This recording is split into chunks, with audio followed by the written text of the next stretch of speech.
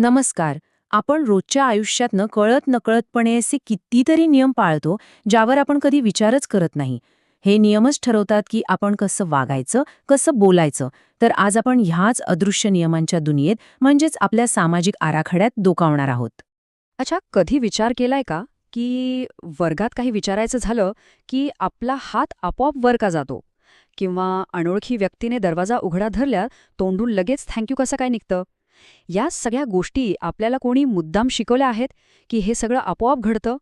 खरं तर ह्याचं कारण असं आहे की आपण सगळेच एका अशा स्क्रिप्टप्रमाणे वागतोय जी आपण कधी वाचलेलीच नाही. हो, ही एक अशी न लिहिलेली नियमपुस्तिका आहे जी आपण कधी पाहिली नाही, पण तिचे नियम मात्र आपण अगदी तंतोतंत पाळतो. मग प्रश्न हा आहे की ही स्क्रिप्ट लिहिली कोणी आणि ती आपल्यापर्यंत पोहोचली तरी कशी? चला शोधूया. तर ही जी काही अदृश्य प्रक्रिया आहे ना, तिला एक नाव आहे. समाजशास्त्राच्या भाषेत याला म्हणतात सामाजिकीकरण किंवा इंग्रजीमध्ये सोशलायझेशन. चला तर मग जरा खोलात जाऊन समजून घेऊया की हे नेमकं आहे तरी काय. अगदी सोप्या शब्दांत सांगायचं झालं तर सामाजिकीकरण म्हणजे समाजात कसं वागायचं, बोलायचं, राहायचं हे शिकण्याची प्रक्रिया. म्हणजे बघा, जन्मापासून अगदी शेवटपर्यंत आपण आपल्या आजूबाजूच्या लोकांकडून आणि परिस्थितीमधनं सतत काही ना काही शिकतच असतो. आणि हीच ती प्रक्रिया आहे जी आपल्याला समाजाचा एक घटक बनवते. आता हे वाक्य बघा, ह्यातच या पूर्ण संकल्पनेचं सार दडलेलं आहे. सामाजिकीकरण म्हणजे काय? तर दुसरं तिसरं काही नाही. आपण ज्या ग्रुपमध्ये, ज्या समाजात राहतो, तिथल्या नियमांप्रमाणे वागायला शिकणं. बस इतकं सोपं आहे हे. आता इथे एक इंटरेस्टिंग गोष्ट आहे. अनेकांना वाटतं की हे सगळं शिकणं फक्त लहानपणीच होतं. पण तसं नाहीये. हा तर एक आयुष्यभर चालणारा प्रवास आहे. आणि या प्रवासाचे 3 महत्वाचे टप्पे आहेत किंवा आपण त्यांना अध्याय म्हणू शकतो. हे आहेत ते 3 टप्पे. पहिला आहे प्राथमिक सामाजिकीकरण, जो आपल्या आयुष्याचा पायाच रचतो. दुसरं आहे दुय्यम सामाजिकीकरण, जिथे आपलं जग घराच्या बाहेर पडतं, मोठं होतं. आणि तिसरं आहे प्रौढ सामाजिकीकरण, जो आयुष्यभर आपल्यासोबत चालतो. चला आता एकेका टप्प्याला जरा जवळून बघूया. आता इथे बघा किती मस्त फरक दाखवलाय. प्राथमिक सामाजिकीकरण कुठे होतं? तर आपल्या घरात, आपल्या कुटुंबासोबत. इथेच आपण बोलायला शिकतो, चांगले शिष्टाचार शिकतो, म्हणजे आपल्या आयुष्याचा बेस तयार होतो. याच्या अगदी उलट दुय्यम सामाजिकीकरण सुरू होतं घराच्या बाहेर, म्हणजे शाळेत, मित्रमैत्रिणींमध्ये. इथे आपण बाहेरच्या मोठ्या जगाचे नियम शिकायला सुरुवात करतो. आणि मग येतो तिसरा टप्पा, प्रौढ सामाजिकीकरण.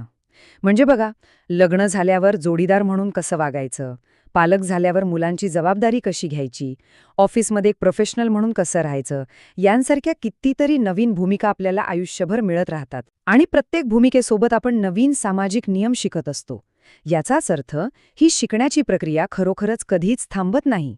ओके, मग आता सगळ्यात मोठा प्रश्न, हे नियम आपल्याला शिकवतं तरी कोण? तर सामाजिकीकरणाच्या या प्रोसेसमध्ये काही प्रमुख प्लेयर्स किंवा संस्था आहेत जे आपल्यावर सतत प्रभाव टाकत असतात. चला ओळख करून घेऊया या सगळ्या प्रभावकांची. तर काय वाटतं, किती असतील हे प्रभावक? 1, 2, 5? नाही. समाजशास्त्र सांगतं की अशा तब्बल 8 प्रमुख संस्था आहेत ज्या आपली सामाजिक ओळख घडवण्यात सगळ्यात महत्त्वाची भूमिका निभावतात. या संस्थांनाच एजन्सीज ऑफ सोशलायझेशन असं म्हणतात.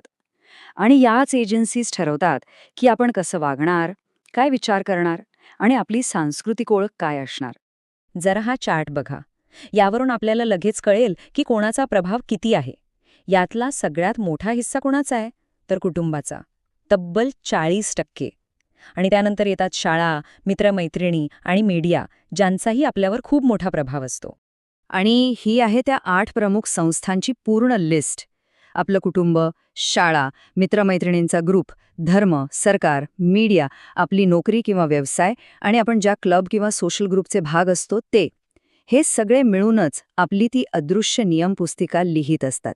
ह्या टेबलमध्ये ना काही महत्त्वाच्या संस्था आणि त्यांची भूमिका एकदम स्पष्ट केली आहे. बघा, कुटुंब आपल्याला भाषा आणि वागणुकीचे बेसिक नियम शिकवतं. शाळा आपल्याला सार्वजनिक ठिकाणी कसं वागायचं हे शिकवते. मीडियामधून आपल्याला नवनवीन ट्रेंड्स कळतात, तर सरकार कायदे आणि सुव्यवस्थेचे नियम बनवतं. या सगळ्यांचा मिळून आपल्यावर एक कंबाइंड इफेक्ट होत असतो.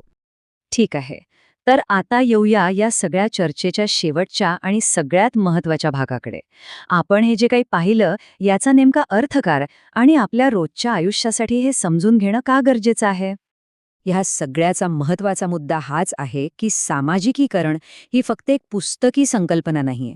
ते आपल्या जीवनाचं एक अदृश्य आर्किटेक्चर आहे, एक पाया आहे.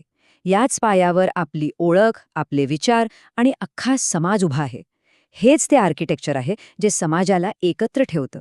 पण हेही खरंय की कधी-कधी यामुळेच एका ठराविक चौकटीत विचार करण्याचा दबावही आपल्यावर येतो. तर जाता जाता एक प्रश्न सोडून जातो.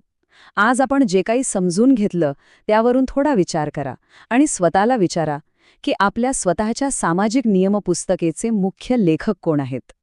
आपलं कुटुंब, शाळा, मित्र की अजून कोणी? यावर नक्की विचार करा.